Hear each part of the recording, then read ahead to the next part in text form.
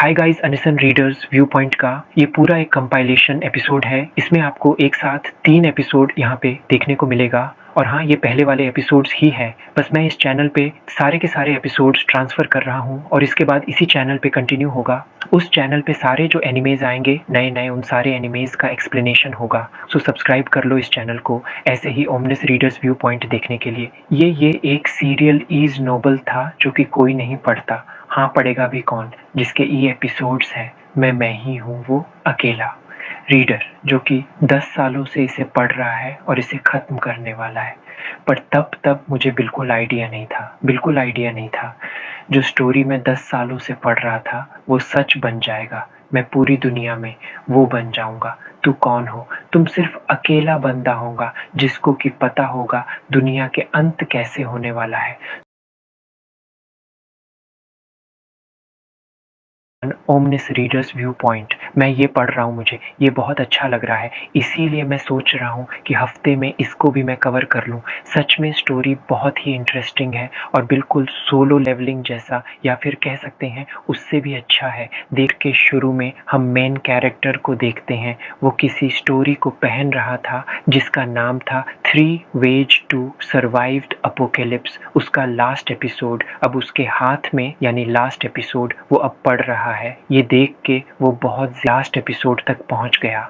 मेरा नाम है डोजा। मैं ऐसे ही खुद को दूसरों से इंट्रोड्यूस करता हूँ। हाँ, मेरे नाम जिसका मतलब कि है ओनली वन रीडर, इसका लोग गलत मतलब भी निकाल लेते हैं, जैसे कि क्या तुम अकेले बच्चे हो। पर हाँ, यही मेरी नाम है डोग, जाकि मेरे पापा ने मुझे ये नाम दी है। पर लगता है कि ये नाम मेरे लिए कर्स है, क्योंकि मैं अपने लाइफ में बहुत ज़्यादा स्ट्रगल कर रहा हूँ। मेरे हॉबी की बात अगर करता हूँ तो मेरा हॉबी है सभ्य के अंदर वेब नोवेल्स पढ़ना।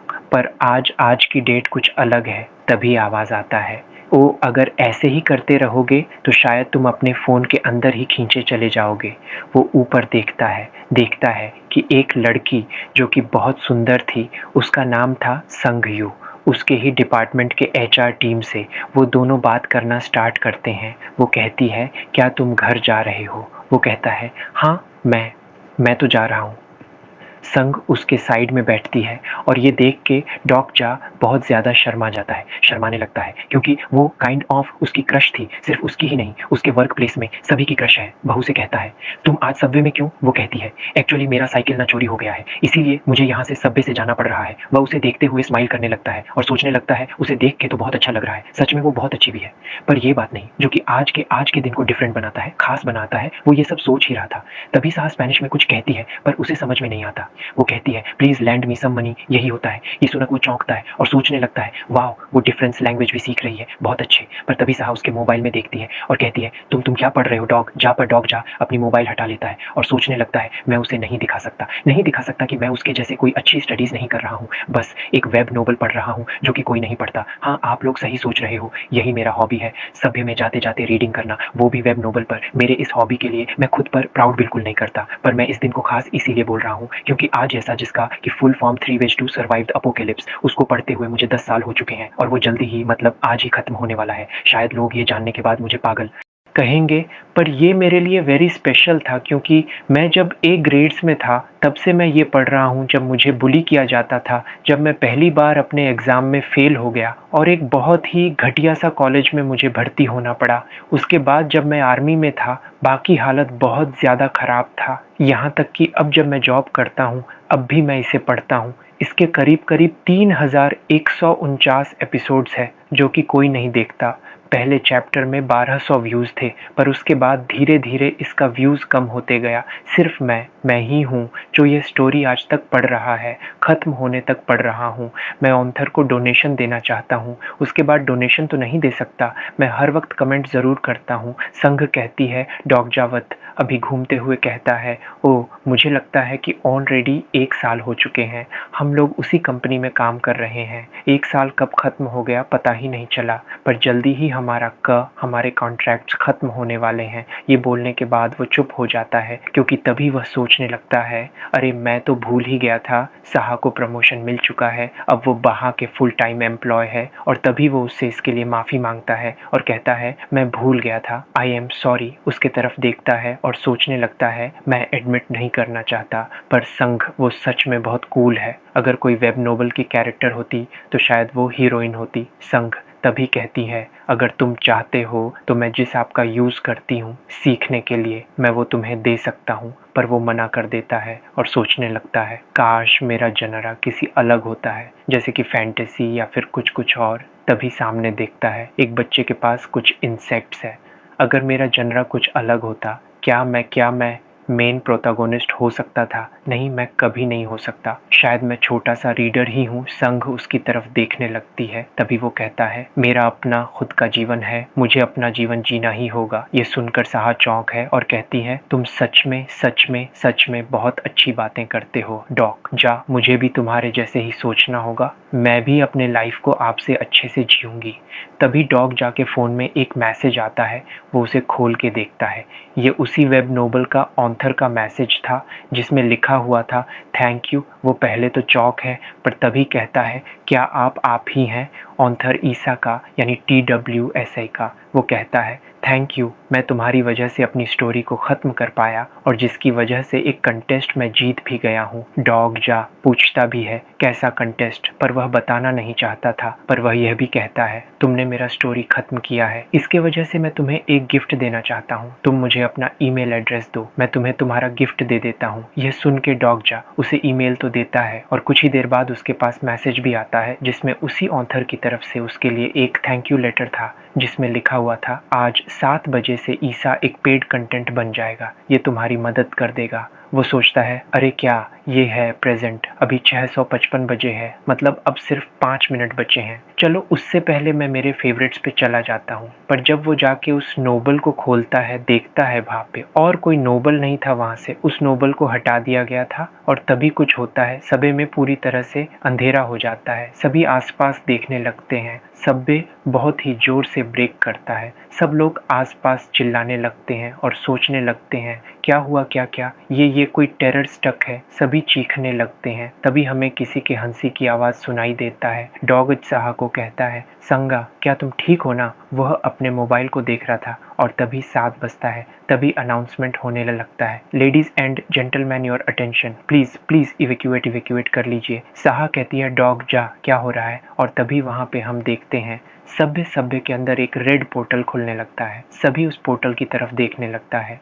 वहाँ पे एक नोटिस आता है, प्लेनेटरी सिस्टम 8612 का जो फ्री सर्विस था वो अब ख़त्म होता है। मेन सिनेरियो अब जल्दी ही चालू होने वाला है। डॉग जा तभी सोचता है, यह वही मोमेंट था जब मेरी जीवन धारा बदलने वाला था। कुछ देर बाद सबको देखते हैं, सभी डरे हुए हैं। तभी डोजा के दिमाग में एक डोका भी के ख्याल आता है। वो ऊपर देखते हुए सोचता है, पता नहीं मुझे इसी वक्त यह ख्याल क्यों आया। सभ्य का हल्ट, सभ्य रुक चुका है, सारे के सारे लोग डरे हुए हैं। नो वे, यह सब कुछ जो कुछ भी हो रहा है, ये तो वही ओपनिंग लाइन जैसा है जो स्टोरी में पढ़ रहा था। पता नहीं स्टोरी का ओपनिंग लाइन मेरे दिमाग में ऐसे क्यों आ रहा है, ये कोई सेंस नहीं बनाता। तभी संग कहती है, क्या ये एक डोका भी? सभी के सभी सामने की तरफ देखने लगते हैं। डोजा को बिल्कुल समझ नहीं आता सहाय ये क्यों बोल रही थी। पर तभी जब वो सामने देखता है, वो पूरी तरह से चौंकता है और सोचने लगता है, रियलिस्टिकली स्पीकिंग अगर मैं सच बताऊं तो मुझे नहीं लगता कि यह सच हो सकता है।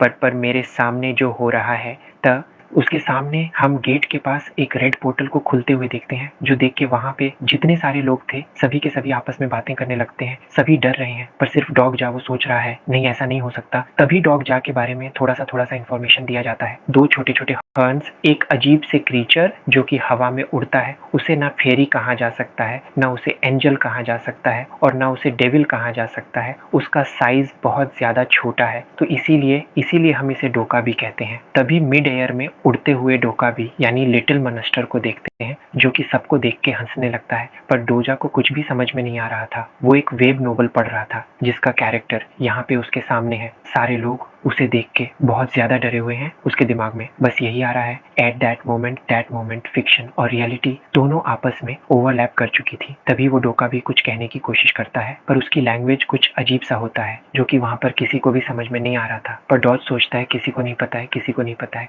यहाँ पे क्या चल रहा है सिवाय मेरे ये है। डोका भी जो कि उसी वे नोवेल के ओपनिंग पैराग्राफ में आया था, पर ये क्रीचर देखने में प्यारा है पर अपने साथ बहुत ही खतरा लाता है, बहुत ज़्यादा भयानक खतरा लाता है। ये सेम डोका भी तो जिसके बारे में मैंने पढ़ा था, वो डोका भी अब मेरे सामने है। संग कहती है, शायद वो स्पेनिश बोल रहा है, क्या मैं आगे जाऊँ, क्या मैं जाके उससे बात करने की कोशिश करूँ। डॉगजा कहता है, क्या तुम वहाँ पे जाना चाहते हो। पर तभी उस डोजा की आवाज़ आता है और वो कहता है, टेस्टिंग टेस्टिंग, क्या सब मुझे सुन रहे हैं। गश ये लैंग्वेज पैच, इसने तो मुझे बहुत ही परेशान कर दिया है। सो हाय एवरीवन, क्या सब कोई मुझे सुन पा रहे हैं। वो बात कर ही रहा था पर उसे तभी रोकते हुए एक बंदा कहता है, हे क्या लगता है तुम्हें, क्या कर रहे हो तुम, क्या तुम यहाँ पर कोई मूवी या फिर कुछ शूट कर रहे हो या फिर यहाँ पे कुछ ऑडिशन चल रहा है। बड़गा भी कहता है, ऑडिशन इस वक्त बिल्कुल नहीं, मुझे लगता है कि मुझे थोड़ा सा रिसर्च कर लेना चाहिए था, पर मुझे बताया गया था इस वक्त सबसे ज़्यादा कस्टमर्स मिलते हैं। उसकी बात उस बंदे को कुछ भी समझ में नहीं आ रहा था और एक के बाद एक देखते हैं वहाँ पे सारे लोग उसके ऊपर चिल्लाने लगते हैं, गुस्सा करने लगते हैं। पर तभी वो कहता है, ओके एवरीवन प्लीज़ प्लीज़ शांत हो जाइए, अपने सीट में बैठिए, मैं आपको जो बताने वाला हूँ वो बहुत ज़्यादा इम्पोर्टेंट है। पर उसकी बात कोई नहीं सुनता, सभी उस पर गुस्सा करने लगते हैं। पर सिर्फ एक बंदा था जो कि सोच रहा था, मैं जानता हूँ कि अब क्या होने वाला है, मैं जानता हूँ कि स्टोरी में आगे क्या हुआ था, पर मुझे उन्हें रोकना भी चाहिए। पर कैसे। संग जाने की कोशिश करती है पर वो संग को रोकता है। संग को बिल्कुल ये समझ नहीं आता। तभी वो क्रीचर यानी डोका भी हंसते हुए कहता है, आप लोगों को क्या लगता है यहाँ पे कुछ ज़्यादा ही शोर नहीं हो रहा है।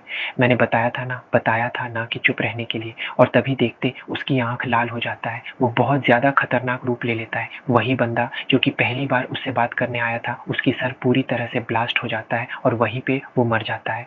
आसपास के लोग ये देख के बहुत ज़्यादा तरीके से हंसता है और कहने लगता है, हम लोग यहाँ पे कोई मूवी नहीं बना रहे हैं। और तभी देखते हैं एक के बाद एक भापे और लोगों के भी सर फटने लगता है। और ये कोई नोबल भी नहीं है, ये वही रियलिटी है जिसको कि आप जानते हैं, वही रियलिटी डॉग जहाँ ये सब देख रहा था, डर रहा था, पर वह बस सोच रहा है। मैं जानता हूँ, मैं यह एडमिट करना नहीं चाहता पर अब तो एडमिट करना ही होगा कि यह रियल है। मेरे सामने फ्लोर पूरी तरह से खून से सना हुआ है, खून का नदी वहां पे बह रहा है। डोका भी कहता है, अब सबके पास बहुत ही सुंदर सा, बहुत ही आरामदायक एक जिंदगी था अब तक, जिसे आप जी रहे थे। आप बिना कुछ करे सांस ले सकते थे, खाना खा सकते थे, कुछ भी कर सकते थे, वो भी सब कुछ फ्री में। वो हंस रहा है पर सब लोग उसे देख केयर डर रहा है। पर तभी कहता है, पर अब सब कुछ खत्म होता है, कोई भी चीज़ फ्री नहीं होता है। आई थिंक ये आप लोगों को ये देख के सब लोग डरते हुए उसकी तरफ देख रहे हैं। तभी एक बंदा आगे आता है और कहने लगता है, क्या ये पैसा है जो कि तुम्हें चाहिए। डॉग जा कहता है, संग हमारे फाइनेंस टीम से, वो मिस्टर हान नहीं है ना। संग कहता है, हाँ मिस्टर हान ही है। मिस्टर हान उसे पैसे देने की कोशिश करता है पर वो कहता है, तुम मुझे पैसे ऑफर कर रहे हो। उससे बात करते हुए देख के मिस्टर हान थोड़ा सा खुश होता है पर नर्वस होते हुए कहता है, मैं तुम्हें जितने पैसे चाहिए उतने देने के लिए राजी हूँ। डॉग भी कहता है, पैसा तो ठीक है पर यह तुम ह्यूमंस के लिए, पर हमारे लिए यह सिर्फ एक कागज़ है। और तभी वो चुटकी बजाता है जिससे देखते हैं उसके हाथ में जो भी पैसे थे सब कुछ पूरी तरह से जल के खाक हो जाता है। इसका कोई वैल्यू हमारी यहाँ पे नहीं है। तो अगर इसके बाद तुमने मुझे ऐसी कोई चीज़ देने की कोशिश की तो मैं तुम्हें मार डालूंगा, मैं तुम्हारे सर को भी ऐसे ही फोड़ दूंगा। हाँ देखो, तो यहाँ पे चिक चक करने का कोई वक्त ही नहीं है मेरे पास। मैं भी क्या कर रहा हूँ, तुम लोगों को समझाने जा रहा हूँ। और तभी देखते हैं वो उन सब के ऊपर से उड़ता है और कहता है, चैनल बी 7623 या फिर हो सकता है BL उसको ओपन करा जा चुका है।